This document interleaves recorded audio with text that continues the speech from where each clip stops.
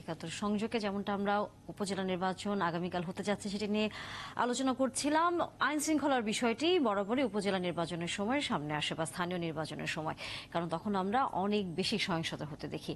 যেহেতু আগামীকাল প্রথম ধাপের উপজেলা নির্বাচন হতে যাচ্ছে, এই ষষ্ঠ উপজেলা নির্বাচনের 4 ধাপের মধ্যে এখন পর্যন্ত আইন শৃঙ্খলা রক্ষাকারী বাহিনীর সদস্যরা অনেক বেশি মোতায়েন থাকবে। বিশেষ করে যদি আমরা দেখি কমিশনের হিসেব অনুযায়ী 59 জেলার 139 উপজেলার 10,605টি ভোট কেন্দ্রে নিরাপত্তার মাঠে 83,000 পুলিশ রাখার সিদ্ধান্ত হয়েছে। সাদা পোশাকে নজরদারি থাকবে এবং যে কোনো পরিস্থিতির জন্য হেলিকপ্টারও প্রস্তুত রাখবে, সেরকম আবার খবর দিয়েছে র্যাব। আমাদের সহকর্মী নাদিয়া শারমিন করেছেন এই বিষয়টির প্রতিবেদন, চলুন সেটা দেখে আসি। রাত পেরোলেই 59টি জেলার 139টি উপজেলায় প্রথম ধাপের ভোট গ্রহণ। দলীয় প্রতীক না থাকায় জাতীয় নির্বাচনে অংশ না নেওয়া দলগুলোর কিছু সদস্য দলীয় সিদ্ধান্তের বাইরে গিয়ে এই নির্বাচনে অংশ নিচ্ছেন।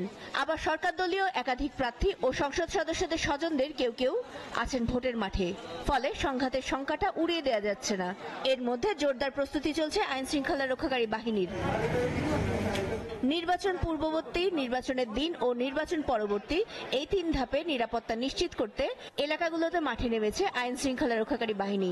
চলছে পোশাক ও সাদা পোশাকে নজরদারি। যে কোনো জরুরি কোনো তথ্য যদি থাকে তাহলে সারা 999 মাধ্যমে সেটি আমাদেরকে জানাতে পারে। প্রায় 83,000 পুলিশ সদস্য সেই নির্বাচনে দায়িত্ব পালন করবে। র্যাবের কমান্ডো টিম প্রস্তুত আছে, বম ডিসপোজাল টিম প্রস্তুত থাকবে এবং ডগ স্কোয়াড আমাদের প্রস্তুত থাকবে এবং সার্বক্ষণিকভাবে আমাদের হেলিকপ্টার প্রস্তুত রেখেছি।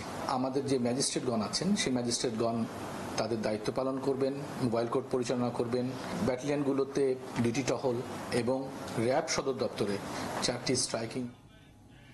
প্রস্তুতির খবর আমরা আসলে শুনছিলাম আইন শৃঙ্খলা বাহিনীর সদস্যদের। জাহিদুল হাসান পিন্টু, আপনার কাছে একটু আসতে চাই, কি মনে হয় যে প্রস্তুতি এর মধ্যে না হয়েছে সেটি এই যদি ইতিহাসের কথা আমরা আসলে চিন্তা করি সেই জায়গা থেকে নিরাপত্তা ব্যবস্থাটিকে আসলে জোরদার বলা যায়? এটা নিয়ে এত ভাবছেন কেন আমি যেটি বুঝতেছি না। এই নির্বাচনে আপনার যেহেতু অপোজিশন নাই, প্রতিদ্বন্দ্বিতা নিজেরা আইন শৃঙ্খলা পরিস্থিতি অবনতি যদি ঘটায় তাহলে নিজেরাই ঘটাবে, ভালো যদি রাখে তার নিজেরাই রাখবে। আপনি দেখবেন যে গত সাধারণ নির্বাচনে সবচেয়ে কম সহিংসতা হয়েছে, মানে অংশগ্রহণমূলক হলো কি হলো না, ভোটার টার্ন আউট আসলো কি আসলো না সেটা এক ডিবেট তো, কিন্তু আবার যদি বলেন যে সহিংসতার দিক দিয়ে যদি বলেন যে সবচেয়ে কম সহিংসতা গত নির্বাচনে হচ্ছে। কেন? ওখানে আপনার প্রতিদ্বন্দ্বিতা ছিল না, প্রতিরোধের ডাকও কেউ দেয়নি, বর্জনের ডাক দিয়েছিল। 2014-তে যেমন প্রতিরোধের ডাক দিয়েছিল, সেখানে সহিংসতার মাত্রা তো দেখেছিনি কি করে। নর্মালি আপনার আমাদের দেশে স্থানীয় সরকার নির্বাচনগুলোতে মারামারি কাটাকাটি বেশি হয়, প্রাণহানি বেশি ঘটে। বিশেষ করে ইউপি নির্বাচনে 100-র উপরে মানুষের প্রাণহানি ঘটে, মানে অভিজ্ঞতা তাই বলে আমি যা দেখেছি। তো এবারে নির্বাচনটা যেহেতু নিজেরাই অনেকটা, তো প্রভাব বিস্তারের চেষ্টা তো কেউ না কেউ করবে, এটা খুবই স্বাভাবিক। নির্বাচনে আপনি 100 ভাগ বাংলাদেশের নির্বাচন ব্যবস্থাটা ওই জায়গায় নিয়ে যান নাই, বা আমার গণতন্ত্র বা আপনি সবাই অমন জায়গায় পৌঁছাই নাই যে আমি ভোটটা দিয়ে চলে আসবো। কিছু জায়গায় ঘটনা ঘটতে পারে, কিন্তু খুব বড় রকমের সহিংসতা ওই যে আগে যেগুলো হতো দেখতাম, মনে হয় না ওই রকম। কিন্তু কিছু জায়গায় তো আমরা দেখেছি বিএনপির এবং জামায়াতে ইসলামের অনেক প্রার্থীও আছেন, তারাও দলের বললাম কিছু জায়গায় তো আপনার খুবই স্বাভাবিক, এটাকে আমি স্বাভাবিকই বলবো, কারণ বাংলাদেশের বাস্তবতায় নির্বাচনে কিছু সহিংসতা এটা স্বাভাবিক।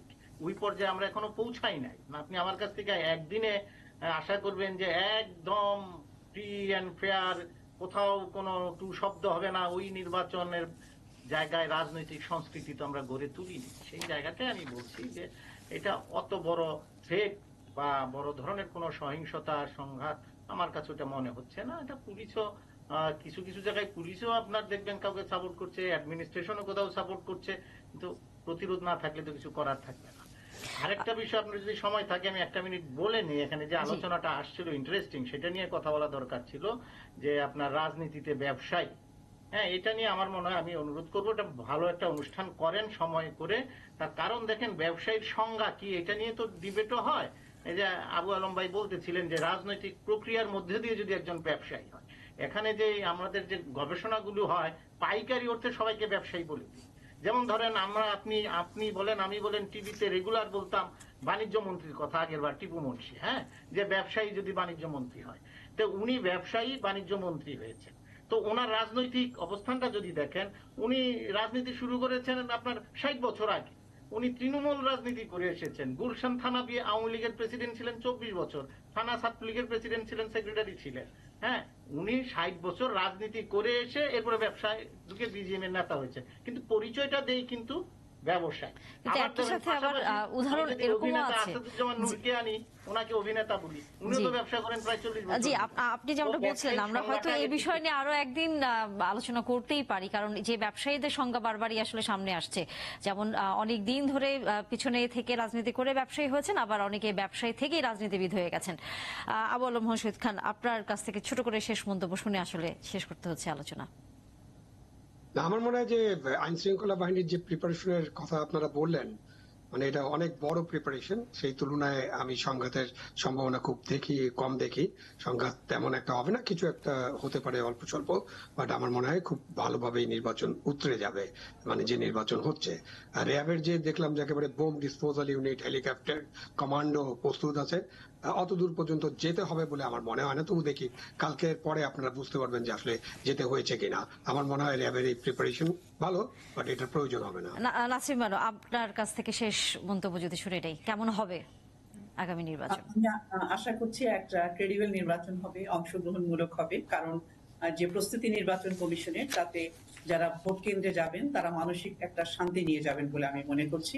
কারণ দ্বাদশ সংসদ নির্বাচনেই কিন্তু নির্বাচন কমিশন একটা পর্যায়ে পৌঁছে গেছেন এবং স্থানীয় প্রশাসন কিন্তু যথেষ্ট যোগ্যতার পরিচয় দিয়েছে। নিশ্চয়ই আমরা আসলে আশা রাখতে চাই কালকে নির্বাচন যেটি হতে যাচ্ছে উপজেলা, সেটি সবাই যতটুকু আগ্রহ নিয়ে তাকিয়ে আছে যে প্রতিদ্বন্দ্বিতামূলক নির্বাচন হবে এবং কোনো বিশৃঙ্খলা অবস্থা হবে না। আমরা আসলে সেই প্রত্যাশা রাখতে চাই। ধন্যবাদ আপনাদের সবাইকে।